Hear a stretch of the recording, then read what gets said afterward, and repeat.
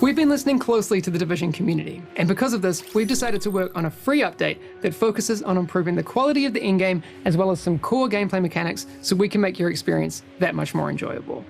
After listening to your feedback, we've worked on hundreds of quality of life changes and fixes, as well as giving particular attention to the top 3 most wanted changes that will fundamentally alter the way you play the Division. Let's take a look at how we address that in Update 1.4. At its core, The Division is both a shooter and an RPG. It's a delicate balance between these two, and it's not always easy to find the exact right balance. I think we did a decent job of striking this balance in the 1 to 30 experience, but we noticed that the endgame's combination of these two elements just wasn't right. Something that we knew our community was also strongly feeling. We wanted to restore the shooter aspect of the game in the endgame, making it more satisfying and enjoyable to play, even at the highest difficulties. We've reduced the time to kill and the lethality of the NPCs to provide the feeling of being powerful, which is something we know players expect in the endgame. One of the things we really wanted to do was we wanted to find a way to kind of increase the difficulty or the challenge of our NPCs without just resorting on stat scaling, got increased health, increased damage. So what we wanted to do instead was look at their behaviors. What kind of things could they do to present a bigger challenge to the player in terms of their flanking, their relationship to cover, their movement speed, which will help result in a more fun and fast-paced shooter.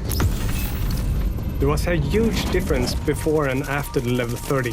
We've introduced 4 world tiers. You can now select your world tier and mission difficulty for a more customized endgame progression. A higher world tier will increase the level of enemies, but also the quality of the reward, which will help you access the next tier. While a higher mission difficulty will change the type of enemies you fight and grant you more rewards. This is a great feature for everyone. You can choose to play solo or in a group and progress through the endgame at your own pace. For me as a player in 1.3, I can't really play everything solo. I can't get the best gear, but that's something we changed for 1.4. In 1.4, max level players will feel powerful once again, and they will really feel the impact of their new gear and gear sets and weapons.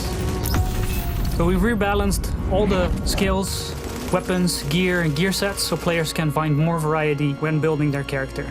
As an example, we changed the way Firecrest and Nomad work to make it more appealing and relevant to players. And with the blind set, we even took it a step further and repurposed it entirely.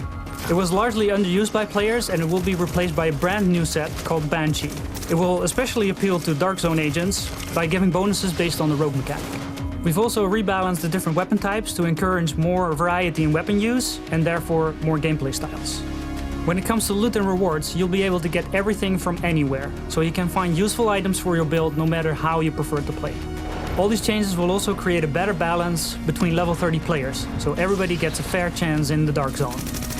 Before 1.4, if you were at max level, your XP would basically go to waste. And in 1.4, we're adding a feature that's called field proficiency, and basically all the XP that you earn will go into this level progression bar that you're used to, and as soon as you level up, you will get a field proficiency cache, which gives you cool stuff based on your gear score.